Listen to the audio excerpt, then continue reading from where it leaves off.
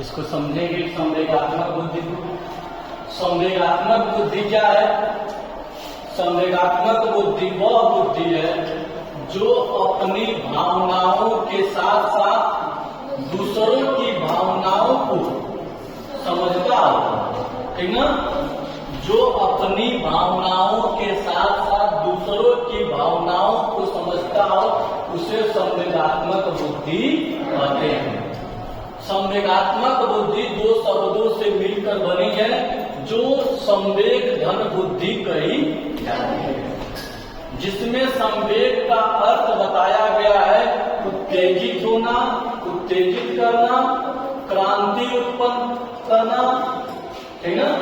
संवेग का अर्थ बताया, क्योंकि हम जो कुछ भी करते हैं, हम जो कुछ भी किए हैं तो हमारे अंदर कोई ना कोई जोश जगा है तभी किए। अगर हमसे कोई अच्छाई भी हुई है तो हमारे अंदर कोई ना कोई एक शक्ति अदृश्य आई है तभी हम उस कार्य को किए। अगर हमसे कोई गलती भी हुई है तो यह संवेग ही हमसे गलती कराया है। कौन गलती कराया है? संवेग ही गलती कराया, हमारी भावना ही गलती कराई है। जैसे कभी कभी क्या होता है, कोई हम कंपटीशन में बैठते हैं या खेल कूद में हम खेलते हैं, ठीक ना? मान लीजिए कि हमको लंबी कूद कूदना है, कूदने के बाद अगला 15 फीट कूदा है और आप सोच रहे हैं कि हमसे 1 इंच और अधिक कूदे, तो आपके अंदर जोश बनेगा, आपकी भावनाएं आपको उत्तेजित करेगी, जल्दी करो तुम भी कूद सकते हो, जल्दी करो तुम भी कूद सकते हो। तो आपको लगेगा कि हमारे अंदर की जो क्षमता है हमको उकसा रही है कि हम उस लंबी कूद को क्रॉस कर सकते हैं। तो आप जब उस संवेगात्मक के अनुसार, उस संवेग के अनुसार सम्मान ज्ञान प्रतियोगिता होगा, ठीक है? और क्या होता होगा सभी का तो बुधवार को फुटबॉल लेकर आइएगा, बैठे बैठे इनाम भी बता दें, इनाम में 7,000 रहेगा फर्स्ट को, टिकट को साइकिल रहेगा, थर्ड वाली कम बनेगा, ठीक? गाजीपुर जिला से लेके पूरा यूपी के अंदर पूछा जाएगा, यूपी से बाहर नहीं है।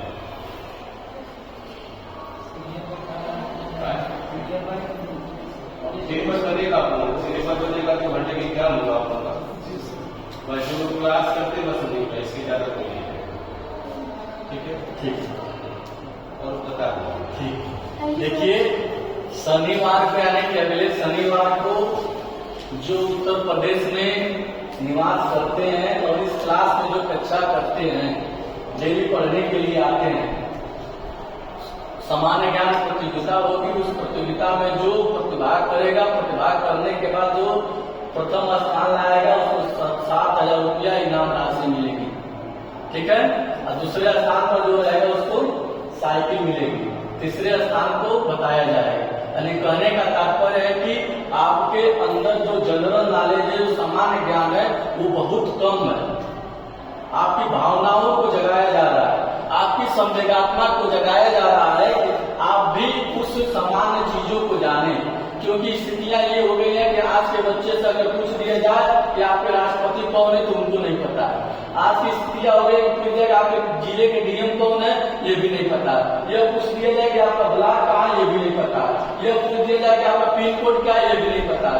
इसलिए आपके सोए हुए संवेग को, आपके अंदर सोए हुए संवेग को जगाने के लिए महाविद्यालय ने यह फैसला लिया है कि एक ऐसी प्रतियोगी परीक्षा करा जाए जो आपके अंदर सुसुप्त ज्वाला है, शनिवार को इतना विस्फोट करे कि वो पहला स्थान आप क्या कर लें, प्राप्त कर लें, ठीक है? टाइम अब बताया जाएगा। पहले तो आपका पहला कर्तव्य बनता है कि पढ़ें, ठीक है? तो अब आते हैं अपने चैप्टर पर, ठीक? संवेगात्मक बुद्धि का संप्रत्यय हम बता रहे थे। संवेग का अर्थ क्या है? अपने अंदर क्रांति उत्पन्न करना, जिज्ञासा उत्पन्न करना, ठीक ना?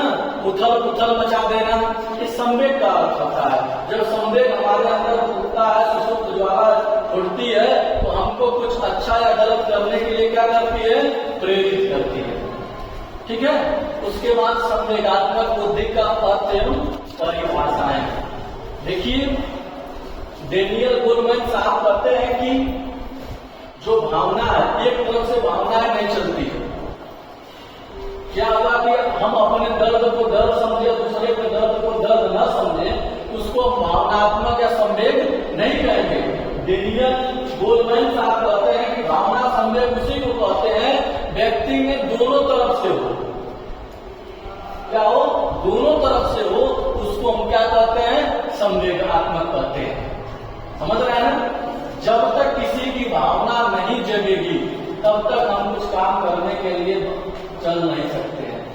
कहा भी जाता है, जैसे आपको एक बार बताया ना कि एक चीज अपने जीवन में जरूर याद करके रखिएगा, यदि आपके पास कोई व्यक्ति आता है तो 3 कारणों से आता है।